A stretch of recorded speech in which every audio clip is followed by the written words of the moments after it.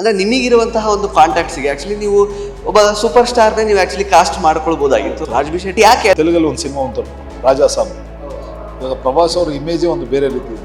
ಯಾಕಂದ್ರೆ ಕೆಲವರು ಒಂದಷ್ಟು ಜನ ಆಡಿಯನ್ಸ್ಗಳು ಅವ್ರದೇ ಆದಂಥ ಅಭಿಮಾನಿಗಳು ಏನೋ ಒಂದು ಅನ್ಕೊಂಡು ಬಂದ್ಬಿಡ್ತಾರೆ. ನಿಮ್ಮ ಹೆಸರು ತುಂಬ ದೊಡ್ಡ ಮಟ್ಟಕ್ಕೆ ರೀಚ್ ಆಗೋದಕ್ಕೆ ದರ್ಶನ್ ಸರ್ ಅವರ ಒಂದು ಸಿನಿಮಾಗಳಲ್ಲಿ ನೀವು ಕೆಲಸ ಮಾಡಿರೋದು ಬಹಳಷ್ಟು ಕಾರಣ ಆಗಿದೆ. ನೀವು ಪ್ರೊಡ್ಯೂಸ್ ಮಾಡಿದ್ದೀರಾ, ನಿಮ್ಮ ಸಿನಿಮಾ ರಿಲೀಸ್ ಆಗ್ತಾ ಇದೆ, ಅವರಿಗೆ ತಿಳಿಸೋ ಪ್ರಯತ್ನ ಅಥವಾ ಇದನ್ನೆಲ್ಲ ಹೇಳಿದ್ರೆ ಏನಾದರೂ ನಾನು ಸಿನಿಮಾ ಮಾಡ್ತಾ ಇದ್ದೀನಿ, ಪ್ರೊಡ್ಯೂಸ್ ಮಾಡ್ತೀನಿ ಅಂತ ಅವರ ಒಂದು ವಿಷಯ ತಿಳಿಸ್ದಿರ, ಅವರ ಒಂದು ಮಾರ್ಗದರ್ಶನ ಇಲ್ದಿರ ನಾವೆಲ್ಲೂ ಹೋಗಿಲ್ಲ ಇಲ್ಲಿವರೆಗೂ. ನಾವು ಇವತ್ತಿನ ದಿವಸ ಅವ್ರು ಇದ್ದರೆ ಖಂಡಿತ ನನಗೆ ಇನ್ನೊಂದಷ್ಟು ಸಪೋರ್ಟ್ ಸಿಕ್ಕಿರೋದು. 30 years of journey, Kannada, Tamil, Telugu, Hindi, ಬೆಂಗಾಲಿಲೂ ಆ್ಯಕ್ಚುಲಿ ಸಿನಿಮಾಗಳನ್ನು ನೀವು ಮಾಡಿದ್ದೀರಾ, ಸ್ಟಂಟ್ ಕೊರಿಯೋಗ್ರಫಿ ಎಲ್ಲ ಮಾಡಿದ್ದೀರಾ, ಸಲ್ಮಾನ್ ಖಾನ್ ತನಕ ಹಿಂದಿಯಲ್ಲಿ ಮಾಡಿದ್ದೀರಾ.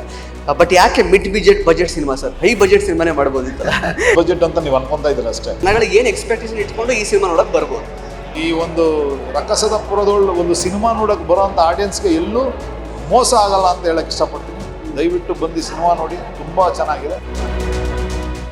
ನಮಸ್ಕಾರ ಸ್ನೇಹಿತರೆ, ವಿಶ್ವಾಣಿ ಟಿವಿ ಸ್ಪೆಷಲ್ನ ಈ ಒಂದು ವಿಶೇಷ ಸಿನಿಮಾ ಸೆಗ್ಮೆಂಟಿಗೆ ಸ್ವಾಗತ. ನಾನು ಸುಜಯ್ ರಾಜ್. ಸ್ನೇಹಿತರೆ, ಫೆಬ್ರವರಿ 6ನೇ ತಾರೀಕು ರಾಜ್ಬಿ ಶೆಟ್ಟಿ ಅಭಿನಯದ ರಕ್ಕಸಪುರದೋಳ್ ಸಿನಿಮಾ ರಿಲೀಸ್ ಆಗ್ತಾ ಇದೆ.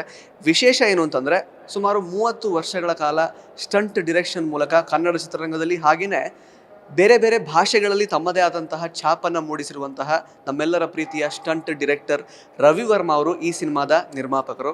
ಸೊ ಟ್ರೈಲರ್ ನೀವು ಈಗಾಗಲೇ ನೋಡಿರ್ತೀರ ಅಂತ ನಾನು ಭಾವಿಸ್ತೀನಿ. ಕಿಚ್ಚ ಸುದೀಪ್ ಸರ್ ಈ ಒಂದು ಟ್ರೈಲರ್ನ ರಿಲೀಸ್ ಮಾಡಿದ್ರು. ಈ ಒಂದು ಸಿನಿಮಾ ಬಗ್ಗೆ ಮಾತಾಡಲಿಕ್ಕೆ ನಮ್ಮ ಜೊತೆಗೆ ರವಿ ವರ್ಮ ಅವರು ಸಿಕ್ಕಿದ್ದಾರೆ. ಮಾತಾಡಿಸ್ತಾ ಹೋಗೋಣ ಬನ್ನಿ. Sir, firstly congratulation sir. So after 30 years ಒಂದು ಸಿನಿಮಾ ನಿರ್ಮಾಣ ಮಾಡಬೇಕು ಅಂತ ನಿಮಗೆ ಅನ್ನಿಸ್ತು. ಪ್ಲಸ್ ಒಂದು ಒಳ್ಳೆ ಕಂಟೆಂಟ್ ಜೊತೆಗೆ ಟ್ರೈಲರ್ ನೋಡುವಾಗಲೇ ನಮಗೆ ಅನ್ನಿಸ್ತು, ಒಂದು ಒಳ್ಳೆ ಕಂಟೆಂಟ್ ಜೊತೆಗೆ ಆ್ಯಕ್ಚುಲಿ ನಮ್ಮನ್ನು ರಂಜಿಸಲಿಕ್ಕೆ ರೆಡಿ ಆಗಿದ್ದಾರೆ ರವಿ ವರ್ಮ ಸರ್ ಅಂತ. ಸೊ ನಿಮಗೆ ಎಷ್ಟು ಖುಷಿ ಆಯ್ತು ಸರ್? ಸುದೀಪ್ ಸರ್ ಆ್ಯಕ್ಚುಲಿ ಟ್ರೈಲರ್ನ ಲಾಂಚ್ ಮಾಡಿದ್ರು, ಏನು ಅನ್ಸುತ್ತೆ ನಿಮಗೆ? ಈ ವಿಶೇಷ ಕಾರ್ಯಕ್ರಮದ ಪ್ರಾಯೋಜಕರು ನಿದರ್ಶನ್ ಸಾರೀಸ್, ಜಯನಗರ ಮತ್ತು ರಾಮಮೂರ್ತಿ ನಗರ. ಇಲ್ಲಿವೆ ಬಜೆಟ್ ಫ್ರೆಂಡ್ಲಿ ಸಾರಿ ಕಲೆಕ್ಷನ್ಸ್, ರೇಷ್ಮೆ ಸೇರಿದಂತೆ ಎಲ್ಲಾ ಬಗೆಯ ಸೀರೆಗಳು, ಲೇಟೆಸ್ಟ್ ಟ್ರೆಂಡ್ನ ಸೀರೆಗಳು ನಿದರ್ಶನ್ ಸಾರೀಸ್ ಮಳಿಗೆಯಲ್ಲಿ ಲಭ್ಯ. ಆನ್ಲೈನ್ ಬುಕಿಂಗ್ಗೆ ಸಂಪರ್ಕಿಸಿ ನಿದರ್ಶನ್ sarees.com. ಕಸ್ಟಮರ್ ಕೇರ್ ಸಂಖ್ಯೆ 9606867467. ಎಸ್ಪೆಷಲಿ ಸುದೀಪ್ ಸರ್ಗೆ ತುಂಬ ಥ್ಯಾಂಕ್ಸ್ ಹೇಳಕ್ಕೆ ಇಷ್ಟಪಡ್ತೀನಿ. ಯಾಕಂದರೆ ನಮ್ಮದು ಸುದೀಪ್ ಅವ್ರದ್ದು ಒಂದು ಬಾಂಡಿಂಗೇ ಬೇರೆ ರೀತಿ ಹೇಳಬೇಕು ಅಂತಂದರೆ. ಬಟ್ ಸಿನಿಮಾಗೆ ಬಂತು ಅಂದರೆ, ಸಿನಿಮಾದಲ್ಲಿ ಈ ಕಥೆನ ನಾವು ಆಲ್ರೆಡಿ ಒಂದು 2 ವರ್ಷದ ಹಿಂದೆನೇ ನಾವು ಓಕೆ ಮಾಡ್ಕೊಂಡಿದ್ವಿ. ಕತೆ ಕೇಳಿದಾಗಲೇ ಒಂದು ಬೇರೆ ರೀತಿ. ಅಂದರೆ ಈಗೇನು ನೀವು ಮಲಯಾಳಂ ಸಿನಿಮಾಗಳೇನು ನೋಡ್ತೀರಿ, ಕೇರಳದು, ಮಲಯಾಳಂ ಸಿನಿಮಾಗಳು, ಅಲ್ಲಿ ಕಂಟೆಂಟ್ ಇಟ್ಕೊಂಡು ಏನು ಫೈಟ್ ಮಾಡ್ತೀವಲ್ಲ ಅದನ್ನೇ ಒಂದು ಪ್ರಯತ್ನ ಪಟ್ಟಿರೋದು ನಾವು. ಇಲ್ಲೂ ಅಷ್ಟೇ, ಕಂಟೆಂಟೇ ಮೇನ್ ಒಂದು ಗ್ರಿಪ್ಪು. ಕಂಟೆಂಟ್ ಇಟ್ಕೊಂಡು ಎಲ್ಲ ಟೆಕ್ನಿಷಿಯನ್ಸ್ಗಳು ಸೇರ್ಕೊಂಡು ಮಾಡಿದ್ರೆ ಹೆಂಗಿರುತ್ತೆ ಅನ್ನೋದೇ ಒಂದು ಈ ಸಿನಿಮಾ. ಬಟ್ ತುಂಬ ಚೆನ್ನಾಗಿ ಬಂದಿದೆ. ಬಟ್ ಅದೇ ಹೇಳ್ತಾರಲ್ಲ, ಎತ್ತವ್ರಿಗೆ ಗಣ ಮುದ್ದು ಅನ್ನೋಂಗೆ ನನ್ನ ಸಿನಿಮಾ ಸೂಪರ್ ಅಂತ ನಾನು ಹೇಳ್ಕೊಳಕ್ಕೆ ಇಷ್ಟಪಡ್ತೀನಿ. ಬಟ್ ನೀವುಗಳೆಲ್ಲರೂ ನೋಡಿ, ಥಿಯೇಟ್ರ್ ಬಂದು ನೋಡಿ, ಸಿನಿಮಾ ನೋಡಿ, ಚೆನ್ನಾಗಿತ್ತು ಅಂದರೆ ಪ್ರೋತ್ಸಾಹಿಸಿ ಬೆಳೆಸಿ. ಇಲ್ಲ ಅಂತಂದರೆ ನೀವು ನೋ ಪ್ರಾಬ್ಲಮ್, ಇಂಥದ್ದು ಚೇಂಜ್ ಮಾಡ್ಕೊಳ್ಳಿ ಅಂತ ಹೇಳಿದ್ರೆ ನಾನು ಕಲಿಯೋಕ್ಕೂ ಸಿದ್ಧ. ಅದರಲ್ಲಿ ನೀವು ಸರ್ ಆ್ಯಕ್ಚುಲಿ ನಮಗೆ ಮುಖ್ಯವಾಗಿ ಈಗ ಯು ಬೀಂಗ್ ಅಂದರೆ ಒಂದು ಮಾಸ್ ಫಿಲಮ್ಸಿಗೆ ಸ್ಟಂಟ್ ಕೊರಿಯೋಗ್ರಾಫ್ ಮಾಡುವಂತಹ ಒಬ್ಬ ಸ್ಟಂಟ್ ಡಿರೆಕ್ಟರ್ ಆಗಿ ನಿಮ್ಮ ಸಿನಿಮಾಗೆ ಆಯ್ಕೆ ಮಾಡ್ಕೊಳ್ಳೋದು ಒಬ್ಬ ಅಂದರೆ ಒಂದು ಆಫ್ ಬೀಟ್ ಸಿನಿಮಾಗಳಲ್ಲಿ ಅಥವಾ ಕಂಟೆಂಟ್ ಓರಿಯೆಂಟೆಡ್ ಸಿನಿಮಾಗಳಲ್ಲಿ ಕಾಣಿಸ್ಕೊಂಡಿರುವಂತಹ ಒಬ್ಬ ಹೀರೋ, ಅದು ರಾಜ್ಬಿ ಶೆಟ್ಟಿ ಅವನ್ನ, ವಿಚ್ ಈಸ್ ವೆರಿ ಇಂಟ್ರೆಸ್ಟಿಂಗ್. ಅದು ಒಳ್ಳೆಯ ಕೊಲಾಬ್ರೇಷನ್ ಅಂತ ನಮಗೆ ಅನ್ನಿಸ್ತು ಆ್ಯಕ್ಚುಲಿ ಅನೌನ್ಸ್ ಆದಾಗಲೇ. ಯಾಕೆ ಅಂದರೆ ರಾಜ್ಬಿ ಶೆಟ್ಟಿ ಅವ್ರನ್ನೇ ಈ ಒಂದು ಪಾತ್ರಕ್ಕೆ, again he's a police man, but normal police ಥರ ಅನ್ನಿಸ್ತಾ ಇಲ್ಲ, ಏನು ಮಾಸ್ ಫಿಲಮ್ಸಲ್ಲಿ ಕಾಣಿಸ್ಕೊಳ್ತಾರೆ ಆ ಥರ ಅನ್ನಿಸ್ತಾ ಇಲ್ಲ. ಯಾಕೆ ರಾಜ್ಬಿ ಶೆಟ್ಟಿ ಅವ್ರನ್ನೇ ಆಯ್ಕೆ ಮಾಡ್ಕೊಳ್ಬೇಕು ಅಂತ ಅನ್ನಿಸ್ತು ನಿಮಗೆ ಈ ಒಂದು ಸಿನಿಮಾಗೆ? ಏನಕ್ಕೆ ಅಂತಂದರೆ, ಇವಾಗ ರಾಜ್ ಸರ್ದೇ ಒಂದು ಜಾನರ್ದು ಸಿನಿಮಾಗಳು ಬಂದಿದೆ. ಅಂದರೆ ಒಂದು ಮೊಟ್ಟೆ ಕತೆ ಇರ್ಬೋದು, ಗರುಡ ಗಮನ ಇರ್ಬೋದು, ಟೋಬಿ ಇರ್ಬೋದು. ಬಟ್ ವಾಟ್ ಎವರ್ ಅವ್ರೇನು ಮಾಡಿದ್ರು ಇಲ್ಲಿ ಗಂಟ ಒಂದು ಕಂಟೆಂಟಿಗೆ ಒಂದು ಗ್ರಿಪ್ಪು, ಅದಕ್ಕೆ ಪ್ರಾಪರ್ 100% ತುಂಬ ಎಫರ್ಟ್ ಹಾಕಿ ಕೆಲಸ ಮಾಡೋವಂಥ ಒಂದು ವ್ಯಕ್ತಿ. ಬಟ್ ಆಮೇಲೆ ಅವ್ರಿಗೆ ಆದಂಥ ಒಂದು ಜಾನರೇ ಅವರೇ ಕ್ರಿಯೇಟ್ ಮಾಡ್ಕೊಂಡಿದ್ದಾರೆ. ಆದ್ದರಿಂದ ಏನಾಯಿತು, ನಮಗೆ ಈ ನಮ್ಮ ಒಂದು ಕಂಟೆಂಟ್ಗೆ ಅವ್ರು ತುಂಬ ಅವರು ಓಕೆ ಮಾಡಿದೆ ಒಂದು ದೊಡ್ಡ ಪ್ಲಸ್ಸು ನಮಗೆ. ತುಂಬ ಸ್ಪೆಷಲ್ ಏನು ಅಂತಂದರೆ, ಇಲ್ಲಿವರೆಗೂ ರಾಜ್ಬಿ ಶೆಟ್ಟಿ ಅವರು ಪೂರ್ತಿ ಕರಾವಳಿ ಬಗ್ಗೆ ಭಾಷೆಯಲ್ಲೇ ಮಾತಾಡ್ತಾಯಿದ್ರು, ಕರಾವಳಿ ಭಾಷೆ ಇದರಲ್ಲೇ ಮಾತಾಡ್ತಾಯಿದ್ರು. ಫಸ್ಟ್ ಟೈಮ್ ಒಂದು ನಮ್ಮ ಮಂಡ್ಯ ಸೈಡು, ಮಳವಳ್ಳಿ ಸೈಡು, ನಮ್ಮ ಈ ಕಡೆ ಒಂದು ಬೆಲ್ಟಲ್ಲಿ ಬಂದು ಆ ಭಾಷೆನ ರಾಜ್ಬಿ ಶೆಟ್ಟಿ ಅವ್ರು ಮಾತಾಡೋದು ಯಾವ ರೀತಿ ಇರುತ್ತೆ ಅನ್ನೋದೇ ಒಂದು ಹೊಸ ಪ್ರಯತ್ನ ನಮಗೆ. ಬಟ್ ತುಂಬ ಚೆನ್ನಾಗಿ ಬಂದಿದೆ. ಒಂದು ಅದ್ಭುತವಾಗಿ ಒಂದು ಇದು ಮಾಡಿದ್ದೀವಿ. ನೀವು ಟ್ರೈಲರ್ ನೋಡಿದರೆ ನಾನೇನು ಹೇಳೋದೇ ಬೇಕಾಗಿಲ್ಲ. ಇವಾಗ ಟೀಸರ್ ನೋಡಿದಾಗಲೇ ಜನಗಳು ಒಂದು ರೀತಿ ಒಳ್ಳೆ ಇದು ಮಾಡಿದ್ರು. ಈಗ ಟ್ರೈಲರ್ ಬಿಟ್ಟಿದ್ದೀವಿ, ನೀವು ನೋಡಿ ನಿಮಗೆ ಗೊತ್ತಾಗುತ್ತೆ ಕಂಟೆಂಟ್ ಏನಿದೆ ಅಂತ. ಸಿನಿಮಾ ನೋಡಿದ್ರೆ ತುಂಬ ಅಂದರೆ ನೀವು ಬಂದು ಥಿಯೇಟ್ರಲ್ಲಿ ಕೂತ್ಕೊಂಡು ಒಂದು 2-2.25 ಗಂಟೆ ನೀವು ಕೂತ್ಕೊಂಡು ಸಿನಿಮಾ ನೋಡಬೇಕಾದ್ರೆ ಎಲ್ಲೂ ನಿಮ್ಗೆ ಯಾವುದೇ ಥರದ ಒಂದು ಬೋರ್ ಹೊಡಿದಿರ ಅಂದರೆ ಬೇರೆ ಯಾವುದೇ ಒಂದು ಅಯ್ಯೋ ಏನು ಸೀನು ಅನ್ನೋದನ್ನು ನೀವು ಇಷ್ಟು ದಿನನಿತ್ಯ ನೀವು ಕೆಲಸ ಕಾರ್ಯಗಳಲ್ಲಿ ಬ್ಯುಸಿ ಇದ್ದು ಏನೋ ಸಾವಿರಾರು ಟೆನ್ಷನ್ಗಳಿರುತ್ತೆ, ಒಂದು ಮೈಂಡ್ ಗೇಮ್ ಕೊಡೋಂಥ ಒಂದು ಸಿನಿಮಾ ಇದು ಅಂತ ಹೇಳೋಕ್ಕೆ ಇಷ್ಟಪಡ್ತೀನಿ.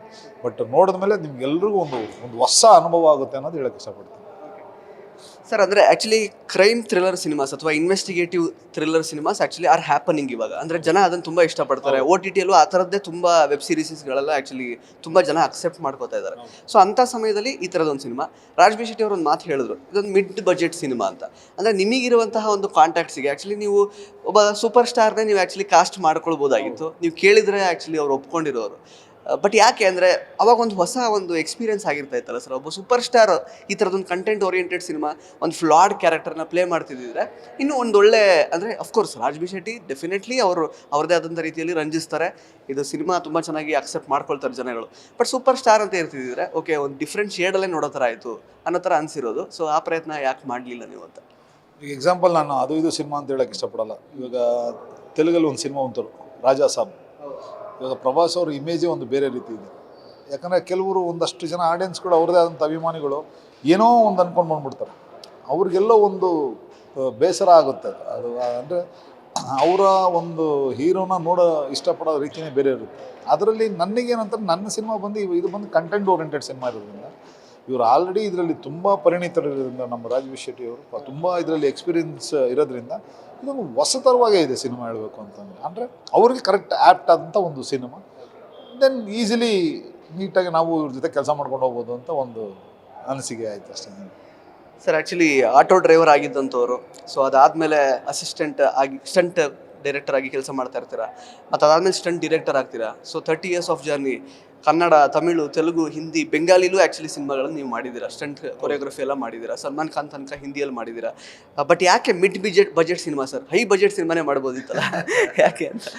ಬಟ್ ಹಂಗಂತಲ್ಲ, ಇವಾಗ ಕತೆಗೆ ಎಷ್ಟು ಕೇಳುತ್ತೆ ಅದು ಮಾಡ್ಬೋದು. ಇವಾಗ ನೀವು ಅನ್ಕೊಬೋದು ಇದು ಮಿಡ್ ಬಜೆಟ್ ಅಂತ ನೀವು ಅನ್ಕೊತಾ ಇದ್ದೀರ ಅಷ್ಟೇ. ಈಗ ನೀವೇ ಯೋಚನೆ ಮಾಡಿ. ಈಗ ಕ್ರಾಂತಿ ಡೈಲಾಗ್ ಬರ್ದಿರೋ KD ಸಿನಿಮಾ ಬರ್ದಿರೋಂಥ ಕ್ರಾಂತಿ, ವಿಲಿಯಂ ಡೇವಿಡ್ ವಿಕ್ರಾಂತ್ ರೋಣ ಮಾಡಿದಂಥ ಒಬ್ಬ DOP, ಮೋಹನ್ ಬೀಕರೆ ಟಾಕ್ಸಿಕ್ ಸಿನಿಮಾ ಮಾಡಿದಂಥ ಆರ್ಟ್ ಡೈರೆಕ್ಟರ್, ಆಮೇಲೆ ರಾಜನ್ನು 500 ಕೋಟಿ ಸಿನಿಮಾ ಮಾಡಿ ಎಲ್ಲ, ಮತ್ತು ಅದಾದಮೇಲೆ ನಮ್ಮ KM ಪ್ರಕಾಶ್ ಈಗ ಆಲ್ರೆಡಿ ಎಲ್ಲ ದೊಡ್ಡ ದೊಡ್ಡ ಸಿನಿಮಾ ಮಾಡಿದಂಥ ಎಡಿಟ್ರು. ಎಲ್ಲೂ ನಾವು ಯಾವುದೇ ಥರದ ಕಾಂಪ್ರಮೈಸ್ ಆಗಿಲ್ಲ. ಇವರೆಲ್ಲ ನಮ್ಮ ಒಂದು ರಿಲೇಷನ್, ನಮ್ಮ ಒಂದು ಪ್ರೀತಿ ವಿಶ್ವಾಸಕ್ಕೆ ಬಂದಿದ್ದಾರೆ.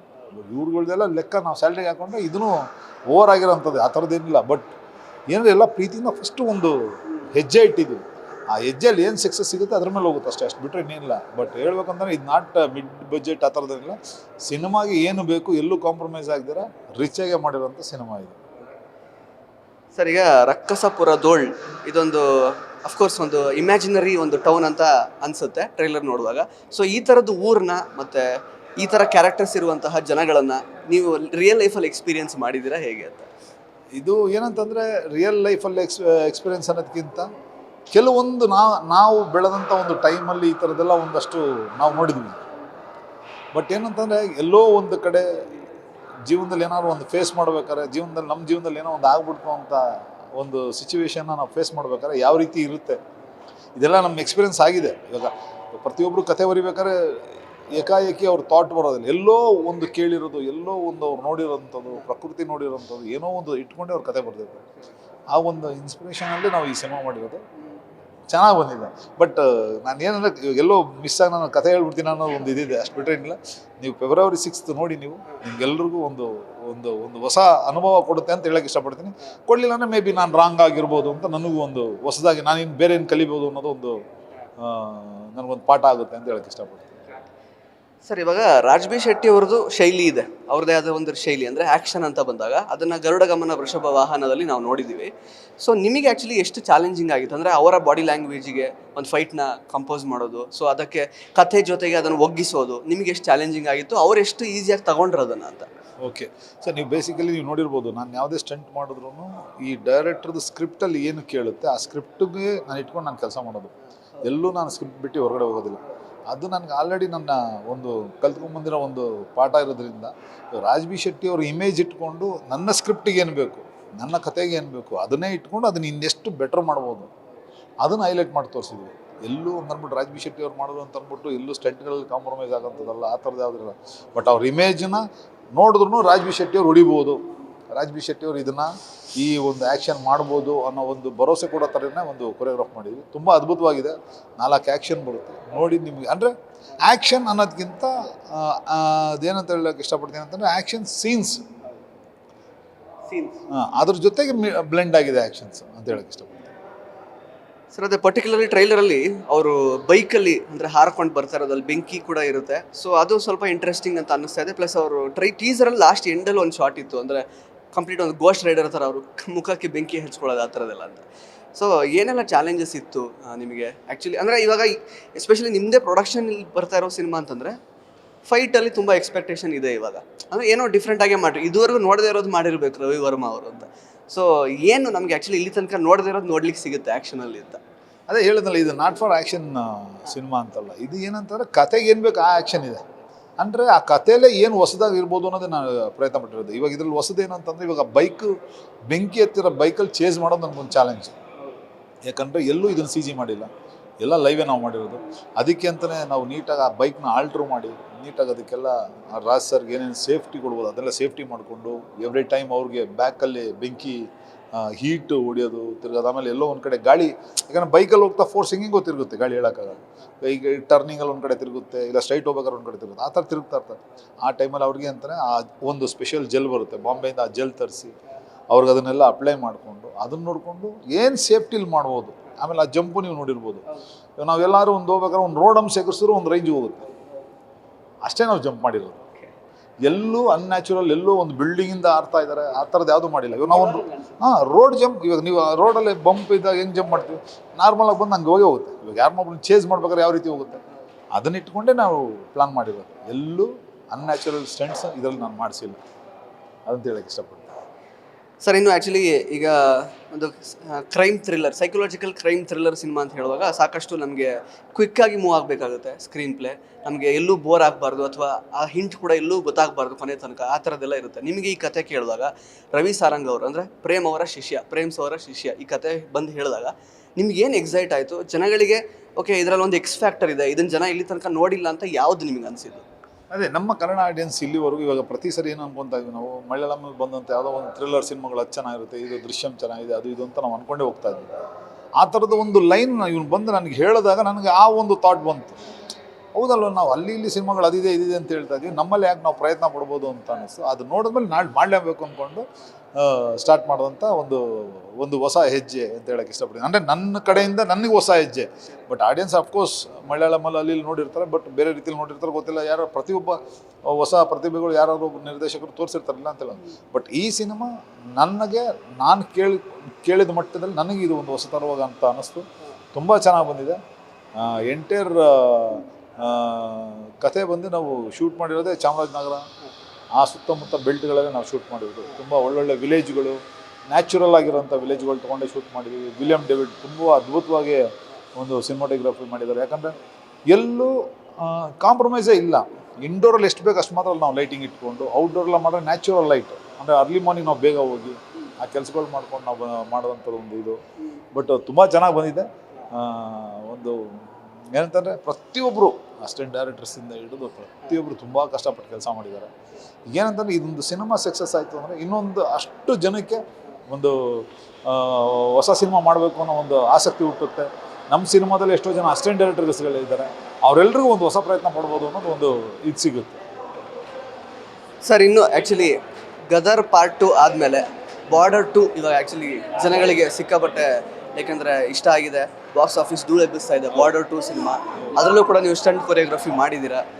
ಸೊ ಹೇಗೆ ಅನಿಸುತ್ತೆ ಆ ಸಕ್ಸಸ್ ನೋಡಿದಾಗ? ಅಂದರೆ ಸನ್ನಿ ಡಿಯೋಲ್ ಅವ್ರ ಜೊತೆಗೆ 2ನೇ ಸಿನಿಮಾ ಈ ಥರ ಮತ್ತೆ ಬ್ಲಾಕ್ ಬಸ್ಟರ್ ಆಗ್ತಿರೋದು ನನಗೆ ತುಂಬ ಖುಷಿ ಆಗುತ್ತೆ. ಹೇಳ್ಬೇಕಂತಂದರೆ ಅವ್ರ ಜೊತೆ ಈ ಸಿನಿಮಾ ಮಾಡಿರೋದೇ ಒಂದು ದೊಡ್ಡ ಪ್ಲಸ್. ಆಮೇಲೆ ಈ ಒಂದು ಬಾರ್ಡರ್ ಒಂದು ಫ್ರಾಂಚೈಸಿಲಿ ಕೆಲಸ ಮಾಡೋ ಒಂದು ಅವಕಾಶ ಸಿಕ್ಕಿದೆ, ಒಂದು ದೊಡ್ಡ ಇದು. ಬಟ್ ನಿಜವಾಗ್ಲೂ ಗ್ರೇಟ್ ಥ್ಯಾಂಕ್ಸ್ ನನ್ನ ಟೀಮಿಗೆ ಮತ್ತು ನಾನು ನಂಬಿರೋ ನನ್ನ ಮನೆ ದೇವರು ಮಾಯಮ್ಮ, ವರದರಾಜ ಸ್ವಾಮಿ, ಆಮೇಲೆ ನಮ್ಮ ತಂದೆ ತಾಯಿ ಬ್ಲೆಸ್ಸಿಂಗ್, ಅದೆಲ್ಲ ಇಲ್ಲಿ ಗಂಟ ಕರ್ಕೊಂಬಂದಿದೆ. ಗದರ್ 2 ಇದೇ ರೀತಿ ಒಂದು ದೊಡ್ಡ ಸಕ್ಸಸ್ ಆಗಿತ್ತು. ಬಾರ್ಡರ್ 2 ಒಂದು ಸಕ್ಸಸ್ ಆಗಿದೆ. ಅದೇ ರೀತಿ ನಮ್ಮ ಪ್ರೊಡಕ್ಷನ್ ರಕ್ಷಸಾಪುರದೊಳಗೆ ಮೊದಲನೇ ಒಂದು ಹೆಜ್ಜೆ ಇಟ್ಟಿದ್ದೀನಿ. ಅದು ಇದೇ ರೀತಿ ಒಂದು ಏನೋ ಒಂದು ಸಕ್ಸಸ್ ಆದರೆ ತುಂಬ ಗ್ರೇಟ್ ಅಂತ ಹೇಳಕ್ಕೆ ಇಷ್ಟಪಡ್ತೀನಿ. ಸರ್ ಕೊನೆ ಪ್ರಶ್ನೆ, ಸಾಕಷ್ಟು ಈ ಥರ ಬ್ಲಾಕ್ ಬಸ್ಟರ್ ಮತ್ತು ಈ ಬಾಕ್ಸ್ ಆಫೀಸ್ನ ಧೂಳೆಪ್ಸಿರೋ ಸಿನಿಮಾಗಳಲ್ಲಿ ನೀವು ಸ್ಟಂಟ್ ಕೊರಿಯೋಗ್ರಫಿ ಮಾಡಿದ್ದೀರಾ, ಕನ್ನಡದಲ್ಲಿ ಮತ್ತು ಬೇರೆ ಬೇರೆ ಭಾಷೆಗಳಲ್ಲಿ. ರಕ್ಕಸ ಪುರದೋಳ್ ಸಿನಿಮಾ ಯಾವ ರೀತಿ ಧೂಳೆಪ್ಸುತ್ತೆ ಅಂತ ನಾವು ಆ್ಯಕ್ಚುಲಿ ಎಕ್ಸ್ಪೆಕ್ಟ್ ಮಾಡ್ಬೋದು? ಜನಗಳಿಗೆ ಏನು ಎಕ್ಸ್ಪೆಕ್ಟೇಷನ್ ಇಟ್ಕೊಂಡು ಈ ಸಿನಿಮಾ ನೋಡೋಕೆ ಬರ್ಬೋದು? ಸರ್, ಧೂಳು ಎಬ್ಸೋದು ಬಿಡೋದು ನನ್ನ ಕೈಲಿಲ್ಲ, ಜನಗಳ ಕೈಲಿದೆ. ಅವ್ರು ಯಾವ ರೀತಿ ಧೂಳು ಎಬ್ಬರಿಸ್ತಾರೆ, ಯಾವ ರೀತಿ ಏನು ಮಾಡ್ತಾರೆ ಅನ್ನೋದು ಅವ್ರಿಗೆ ಸೇರಿರೋದು. ಧೂಳು ನಾವಲ್ಲ, ಜನಗಳ ಒಂದು ಪ್ರೀತಿ ಮೆಚ್ಚುಗೆ, ಅವರ ಆಶೀರ್ವಾದನೆ ಧೂಳು ಎದೊಳೋದು, ಅಷ್ಟು ಬಿಟ್ಟರೆ ಇಲ್ಲ. ಬಟ್ ಎಲ್ಲೂ ಈ ಒಂದು ರಕ್ಕಸದ ಪುರದೊಳು ಒಂದು ಸಿನಿಮಾ ನೋಡೋಕೆ ಬರೋವಂಥ ಆಡಿಯನ್ಸ್ಗೆ ಎಲ್ಲೂ ಮೋಸ ಆಗಲ್ಲ ಅಂತ ಹೇಳಕ್ಕೆ ಇಷ್ಟಪಡ್ತೀನಿ. ದಯವಿಟ್ಟು ಬಂದು ಸಿನಿಮಾ ನೋಡಿ, ತುಂಬ ಚೆನ್ನಾಗಿದೆ. ತುಂಬ ಓವರ್ ಎಕ್ಸ್ಪೆಕ್ಟೇಷನ್ ಇಟ್ಕೊಂಡು ಬರಬೇಡಿ. ಒಂದು ಒಳ್ಳೆ ಒಂದು ಸಿನಿಮಾ, ನೀವು ಒಂದು 2.5 ಅವರ್ ಕೂತ್ಕೊಂಡು ನೋಡಿದ್ರೆ ಏನೊಂದು ನಿಮ್ಗೆ ಎಂಟರ್ಟೈನ್ಮೆಂಟ್ ಬೇಕು ಆ ರೀತಿಯಾದಂಥ ಒಂದು ಸಿನಿಮಾ ಅಂತ ಹೇಳಕ್ಕೆ ಇಷ್ಟಪಡ್ತೀನಿ. ಓಕೆ ಸರ್, ಒಂದು ಇನ್ಸಿಡೆಂಟ್ ನನಗೆ ಅಂದರೆ ಸುದೀಪ್ ಸರ್ ಅವರು ಆ್ಯಕ್ಚುಲಿ ಅಲ್ಲಿ ಹಂಚ್ಕೊಂಡ್ರು. ಚಂದು ಸಿನಿಮಾ ಟೈಮಲ್ಲಿ ಆ್ಯಕ್ಚುಲಿ ಆಲ್ಮೋಸ್ಟ್ ಇನ್ನೇನು ತೀರ್ಕೊಳ್ಳೋಂಥ ಒಂದು ಸಿಚುವೇಶನ್, ಅಂದರೆ ನೀವು ಬೈಕ್ ಒಂದು ಚೇಸ್ ಮಾಡುವಾಗ ಅಲ್ಲಿ ಜಂಪ್ ಮಾಡೋ ಸೀನಲ್ಲಿ ಅಷ್ಟರ ಮಟ್ಟಿಗೆ ನಿಮ್ಗೆ ಇಂಜುರಿ ಆಗೋ ಸಾಧ್ಯತೆ ಇತ್ತು ಅಂತ. ಸೊ ಅದನ್ನು ಹಂಚ್ಕೊಳ್ಳೋದಾದರೆ ಸುದೀಪ್ ಅವರು ಆ್ಯಕ್ಚುಲಿ ಅದನ್ನು ಜ್ಞಾಪಕ ಇಟ್ಕೊಂಡು ಅದನ್ನು ಈಗ ನಿಮ್ಮ ಮುಂದೆ ಸ್ಟೇಜಲ್ಲೇ ಹೇಳಿ ಅವ್ರು ಅಷ್ಟು ಗೌರವ ಇಟ್ಕೊಂಡಿದ್ದಾರೆ ನಿಮ್ಮ ಬಗ್ಗೆ. ಸೊ ಈ ಥರದ್ದು ಸಾಕಷ್ಟು ನೀವು ಫೇಸ್ ಮಾಡ್ತಾ ಬಂದಿದ್ದೀರಾ ನಿಮ್ಮ ಇಡೀ ಲೈಫಲ್ಲಿ. ಒಂಥರ ತುಂಬಾ ಅಂದರೆ ಕಷ್ಟಕರವಾದಂತಹ ಒಂದು ಜಾಬ್ ಇದು ಹೇಳಬೇಕು ಅಂತಂದರೆ. ಈಗ ಒಂದು ದೊಡ್ಡ ಸ್ಥಾನದಲ್ಲಿ ಇರ್ಬೋದು, ಬಟ್ ಇದು ಗ್ರೌಂಡ್ ಲೆವೆಲಲ್ಲಿ ಅಂದರೆ ಈ ಲೆವೆಲ್ಗೆ ಅಂದರೆ ಫಿಸಿಕಲಿ ಸ್ಟ್ರೈನ್ ಮಾಡಿಕೊಂಡು ಕಷ್ಟಪಡ್ಕೊಂಡು ಮಾಡಬೇಕಾಗಿರೋ ಒಂದು ಕೆಲಸ. ಸೊ ಆ ಚಂದು ಆ ಒಂದು ಇನ್ಸಿಡೆಂಟ್ನ ಜ್ಞಾಪಿಸ್ಕೊಳ್ಳೋದಾದರೆ ನಿಜವಾಗ್ಲೂ ಹೇಳ್ಬೇಕಂದ್ರೆ ಅವತ್ತಿನ ದಿವಸ ಏನು ಅಂತಂದರೆ, ಒಂದು ಇಲ್ಲೇ ನಮ್ಮ ಹಲಸೂರು ಸೋಮೇಶ್ವರ ಟೆಂಪಲ್ ಆ ಒಂದು ಆರ್ಚಿಂದ ಜಂಪ್ ಮಾಡಿ ಕರೆಕ್ಟಾಗಿ ಒಂದು ತುಳಸಿ ಕಟ್ಟೆ ಇದೆ, ಲ್ಯಾಂಡ್ ಆಗೋ ಟೈಮಲ್ಲಿ ಬಂದು ಸೀದಾ ತುಳಸಿ ಕಟ್ಟೆ ಹತ್ರ ಹೋಗಿ ಮಿಸ್ ಆಗಿದ್ರೆ ಹೋಗಿ ಕರೆಕ್ಟಾಗಿ ಹೋಗಿ ಆ ಕಟ್ಟೆ ಹೊಡ್ಕೊಳ್ಳೋಂಥ ಒಂದು ಇದಾಗಿತ್ತು. ಬಟ್ ಏನಂತಂದರೆ ಅವಾಗೆಲ್ಲ ಏನೋ ಒಂದು ಮಾಡಬೇಕು, ಏನೋ ಒಂದು ಅಂತಂದರೆ ಸೇಫ್ಟಿ ಅಂತಲ್ಲ, ಬಟ್ ಏನೋ ಒಂದು ಯಾರು ಮಾಡಿದ್ರು ಎಲ್ಲ ಅವಾಗೆಲ್ಲ ಬರೀ ಹೊರಗಡೆಯಿಂದ ಕರ್ಕೊಂಬರೋರು. ಚೆನ್ನೈಯಿಂದ ಬೈಕ್ ಜಂಪವ್ರು ಕರ್ಕೊಂಬರೋರು, ಚೆನ್ನೈಯಿಂದ ಗಾಡಿ ಓಡಿಸೋ ಕಾರ್ ಜಂಪ್ ಮಾಡೋರು ಕರ್ಕೊಂಬರೋರು, ಚೆನ್ನೈಯಿಂದ ಸ್ಪೆಷಲಾಗಿ ಫೈಟ್ ಮಾಡೋಂಥವ್ರು ಕರ್ಕೊಂಬರೋರು. ಬಟ್ ನಾವು ಯಾಕೆ ಮಾಡೋಕ್ಕಾಗಲ್ಲ ಅನ್ನೋದು ಒಂದು ಪ್ರಯತ್ನನೇ ನಾನು ಪಡ್ತಾ ಬಂದಿದ್ದು. ಆ ಟೈಮಲ್ಲಿ ಚಂದು ಟೈಮಲ್ಲಿ ಇಲ್ಲಾಂದ್ರೆ ಒಂದು 6-7 ಮೋಟರ್ ಬೈಕ್ ಜಂಪ್ ಮಾಡಿದೆ. ಅದರಲ್ಲಿ ಬೆಂಕಿ ಹಚ್ಕೊಂಡು ಅದೆಲ್ಲ ಇತ್ತು. ಆಮೇಲೆ ಸುದೀಪ್ ಸರ್ ಒಂದು ಫೈರ್ ಹಾಕ್ಬಿಟ್ಟು ಒಂದು ಆ್ಯಕ್ಷನ್ ಮಾಡೋಂಥ ಒಂದು ಸಿಚುವೇಶನ್. ನಿಜವಾಗ್ಲೂ ಅಂದರೆ ಇಂಥ ಎಲ್ಲ ಲೆಜೆಂಡ್ರ ಜೊತೆ ನಾನು ಟ್ರಾವೆಲ್ ಮಾಡಿದ್ದೀನಲ್ಲ, ನಿಜವಾಗ್ಲೂ ನಾನೊಂದು ಅಂದರೆ ಇವ್ರ ಜೊತೆ ಎಲ್ಲ ನಾನು ಟ್ರಾವೆಲ್ ಮಾಡಿದ್ರೆ ನಾನು ಕಲಿಯೋಕ್ಕೆ ಒಂದು ಪಾಠ ಅಂತ ಹೇಳೋಕ್ಕೆ ಇಷ್ಟಪಡ್ತೀನಿ. ಬಟ್ ಇವ್ರುಗಳೆಲ್ಲರೂ ನಮ್ಮ ಕನ್ನಡ ಇಂಡಸ್ಟ್ರಿಯ ಪ್ರತಿಯೊಬ್ಬ ನಿರ್ಮಾಪಕರು, ನಿರ್ದೇಶಕರು, ಹೀರೋಗಳು, ಆರ್ಟಿಸ್ಟ್ಗಳು ಎಲ್ಲರೂ ನನ್ನನ್ನು ಏನು ಬೆಂತಟ್ಟಿ ಪ್ರೋತ್ಸಾಹಿಸಿ ಬೆಳೆಸಿದಾರೋ ಅದು ಇಲ್ಲಿ ಗಂಟ ಬಂದು ನಿಂತಿದೆ. ರಕ್ಕಸ ಪುರದೋಳ್ ಗಂಟ ಬಂದು ನಿಂತಿದೆ. ಇದನ್ನು ನೋಡಿ ಬೆಳೆಸಿದ್ರೆ ಇದನ್ನು ಇನ್ನು ಮುಂದಕ್ಕೆಲ್ಲೋ ಒಂದು ಬೇರೆ ಕಡೆ ತೊಗೊಂಡೋಗ್ಬೇಕು ಅಂತ ಒಂದು ಆಸೆ ಇದೆ ಅಷ್ಟೇ. ಸರ್ ಆ್ಯಕ್ಚುಲಿ ನಿಮ್ಮ ಜರ್ನಿಯಲ್ಲಿ ಸಾಕಷ್ಟು ಅಂದರೆ ಕಾಂಟ್ರಿಬ್ಯೂಷನ್ ಇರೋದು, ನಿಮ್ಮ ಹೆಸರು ತುಂಬ ದೊಡ್ಡ ಮಟ್ಟಕ್ಕೆ ರೀಚ್ ಆಗೋದಕ್ಕೆ ದರ್ಶನ್ ಸರ್ ಅವರ ಒಂದು ಸಿನಿಮಾಗಳಲ್ಲಿ ನೀವು ಕೆಲಸ ಮಾಡಿರೋದು ಬಹಳಷ್ಟು ಕಾರಣ ಆಗಿದೆ. ಈ ಥರ ನೀವು ಪ್ರೊಡ್ಯೂಸ್ ಮಾಡಿದ್ದೀರಾ, ನಿಮ್ಮ ಸಿನಿಮಾ ರಿಲೀಸ್ ಆಗ್ತಾ ಇದೆ ಅನ್ನೋದನ್ನು ಯಾಕೆಂದರೆ ದರ್ಶನ್ ಸರ್ ಅವರಿಗೆ ಗೊತ್ತಾಗ್ತಿದ್ದಿದ್ರೆ ಎಷ್ಟು ಖುಷಿ ಪಟ್ಟಿರ್ತಾ ಇದ್ರು. ಸೊ ಅವರಿಗೆ ತಿಳಿಸೋ ಪ್ರಯತ್ನ ಅಥವಾ ಇದನ್ನೆಲ್ಲ ಹೇಳಿದ್ರೆ ಏನಾದರೂ ನಾನು ಸಿನಿಮಾ ಮಾಡ್ತಾ ಇದ್ದೀನಿ, ಪ್ರೊಡ್ಯೂಸ್ ಮಾಡ್ತಿದ್ದೀನಿ ಅಂತ, ಸೊ ಅದ್ರ ಬಗ್ಗೆ ಹೇಳೋದಾದ್ರೆ? ಇಲ್ಲ, ಆ್ಯಕ್ಚುಲಿ ಅವ್ರಿಗೆ ಸಿನಿಮಾ ಮಾಡ್ತಿದ್ದೀನಿ ಅನ್ನೋದು ವಿಷಯ ಗೊತ್ತಿತ್ತು ಅವ್ರಿಗೆ, ಇಲ್ಲ ಅಂತಲ್ಲ, ಅವ್ರಿಗೆ ಗೊತ್ತು. ಅಂದರೆ ನಾನು ಏನೇ ಒಂದು ಮಾಡಿದ್ರು ಡೈರೆಕ್ಷನ್ ಮಾಡಿದ್ರು ಅವ್ರಿಗೆ ಹೇಳ್ಬಿಟ್ಟು ನಾನು ಡೈರೆಕ್ಷನ್ ಸ್ಟಾರ್ಟ್ ಮಾಡಿದ್ದೆ. ಅದಾದಮೇಲೆ ಈ ಥರದೊಂದು ಸಣ್ಣ ಪ್ರಯತ್ನ ಪಡ್ತಾ ಇದ್ದಾಗ ಆಲ್ ದ ಬೆಸ್ಟ್ ಹೇಳಿದ್ದಾರೆ. ಅವರು ಫೋನ್ ಮಾಡಿ ಹೇಳಿದರು, ಇಲ್ಲ ಅಂತ ಹೇಳಿದ್ರು. ಯಾಕಂದರೆ ಅವರ ಒಂದು ವಿಷಯ ತಿಳಿಸ್ದಿರ, ಅವರ ಒಂದು ಮಾರ್ಗದರ್ಶನ ಇಲ್ದಿರ ನಾವೆಲ್ಲೂ ಹೋಗಿಲ್ಲ ಇಲ್ಲಿವರೆಗೂ ನಾನು. ಬಟ್ ಅವ್ರಿಗೆ ಪ್ರತಿಯೊಂದು ಗೊತ್ತು, ನಾನು ಡೈರೆಕ್ಷನ್ ಮಾಡಿರೋದು ಗೊತ್ತು, ಫಸ್ಟ್ ಟೈಮ್ ಪ್ರೊಡಕ್ಷನ್ ಮಾಡ್ತಾ ಇರೋದು ಗೊತ್ತು, ಹುಷಾರಾಗಿ ಮಾಡಿ ಅಂತ ಕೂಡ ಹೇಳಿದ್ದಾರೆ. ಬಟ್ ಇವತ್ತಿನ ದಿವಸ ಅವ್ರಿದ್ದರೆ ಖಂಡಿತ ನನಗೆ ಇನ್ನೊಂದಷ್ಟು ಸಪೋರ್ಟ್ ಸಿಕ್ಕಿರೋದು ನಿಜವಾಗ್ಲೂ ಹೇಳ್ಬೇಕಂತಾರೆ. ಬಟ್ ಅವರೆಲ್ಲೇ ಇದ್ರೂ ಅವ್ರು ಚೆನ್ನಾಗಿರಲಿ, ನೋಡೋಣ. ಅವರು ಎಲ್ಲಿದ್ದರೂ ಅವರ ಒಂದು ಬ್ಲೆಸ್ಸಿಂಗೇ ನಮ್ಮನ್ನು ಒಂದು ಸಕ್ಸಸ್ ದಾರಿ ಕರ್ಕೊಂಡು ಹೋಗುತ್ತೆ ಅಂತ ಹೇಳಕ್ಕೆ ಇಷ್ಟಪಡ್ತೀನಿ. ಅದಂತಿಗೆ so thank you so much sir, ಒಳ್ಳೆಯದಾಗಲಿ. ರಕ್ಕಸ ಪುರದೋಳ್ ಫೆಬ್ರವರಿ 6ನೇ ತಾರೀಕು ರಿಲೀಸ್ ಆಗ್ತಾ ಇದೆ. ಆಲ್ ದ ಬೆಸ್ಟ್ ನಿಮಗೆ, ನಿಮ್ಮ ಮೊದಲ ಪ್ರೊಡಕ್ಷನ್ ಡೆಬ್ಯೂಗೆ ಒಳ್ಳೆಯದಾಗಲಿ ಸರ್. Yes okay. ಸೊ ಸ್ನೇಹಿತರೆ, ಇದಾಗಿತ್ತು ಡಾಕ್ಟರ್ ರವಿ ವರ್ಮಾ ಅವರ ಮಾತುಗಳು. ರಕ್ಕಸ ಪುರದೋಳ್ ಸಿನಿಮಾ ಇದೇ ಫೆಬ್ರವರಿ 6ನೇ ತಾರೀಕು ಬಿಡುಗಡೆ ಆಗ್ತಾ ಇದೆ. ದಯವಿಟ್ಟು ಈ ಸಿನಿಮಾನ ಚಿತ್ರಮಂದಿರಗಳಲ್ಲೇ ನೋಡಿ. ಧನ್ಯವಾದಗಳು. ಇಂಟ್ರೆಸ್ಟಿಂಗ್ ಮತ್ತು ಇನ್ಫಾರ್ಮೇಟಿವ್ ವಿಡಿಯೋಗಳನ್ನು ಮಿಸ್ ಮಾಡ್ಕೋಬೇಡಿ. ಈಗಲೇ ಸಬ್ಸ್ಕ್ರೈಬ್ ಮಾಡಿ.